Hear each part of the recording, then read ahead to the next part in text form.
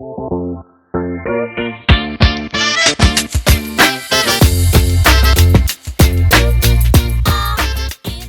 this second video on how to test your campaign in Thrive Ultimatum, we're going to be talking about how to test your recurring campaign in Thrive Ultimatum. So here in Thrive Ultimatum, we've basically created a recurring campaign that runs every month for a couple of days till the end of the year. Now, we're also advertising this, and the users can see that between the 19th and the 25th of each month till the end of the year, they will be able to access this campaign. However, if they access it before those dates or after the campaign has ended, they will be sent to different pages. And we've built these pages with the Thrive Content Builder plugin, and we've set them up with the lockdown feature. And if we click on edit here, you'll be able to see these pages as well. So now we're going to see what happens if a user enters our campaign before it's actually started. So in order to properly test this, we're going to access our website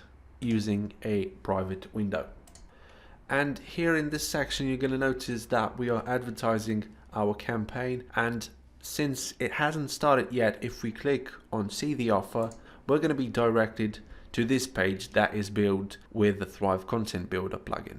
Now, going back to Thrive Ultimatum and modifying the starting date from this card here. So for instance, instead of 19th, we'll add 17th, and we'll change it from here too. Now we can go on and save this, and in order to test it, we're going to access our website again. Now, as you can see, the ribbon is also showing up on the top of the screen, and if we click either one of the buttons, we will see that it will send us directly to the sales page that we've set up in the lockdown feature from Thrive Ultimatum. Now, in order to send your users to the page that says that they're too late for your campaign, you've got to make sure that your recurring campaign has ended for good and is not repeating anymore. So in order to do this, in our situation, we'll edit this campaign, and instead of 31st of December, we're going to be adding the 18th of October.